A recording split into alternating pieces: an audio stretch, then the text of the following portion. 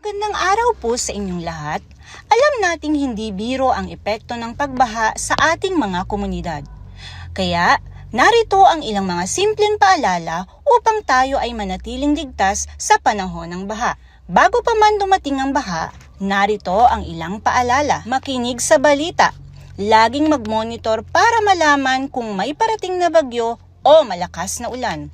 Maghanda ng emergency kit. Maglaan ng tubig, pagkain, flashlight, baterya, gamot at first aid kit. Ilagay ang mahalagang gamit sa mataas na lugar. Alamin ang evacuation area at planuhin ang ligtas na ruta patungo sa evacuation center at mag-usap ang pamilya kung saan magtatagpo. Kung may bahana, sundin ang mga paalalang ito. Iwasang lumusong sa baha. Huwag pumasok sa baha para iwas sakit at disgrasya.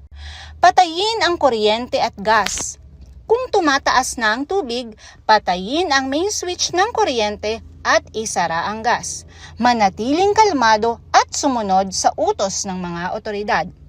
Kapag tapos na ang baha, gawin ang mga sumusunod. Hintaying sabihin ng otoridad kung ligtas nang bumalik. Siguraduhing walang pinsala sa bahay bago pumasok. Magsuot ng proteksyon sa paglilinis. Gumamit ng gloves at bota sa paglilinis ng mga putik at kalat. Bantayan ang kalusugan. Magpatingin agad kung may sintomas ng leptospirosis o iba pang sakit. Laging tandaan, ang pagiging handa ang susi sa ating kaligtasan. Mag-ingat po tayo at manatiling ligtas, mga kababayan. Maraming salamat po.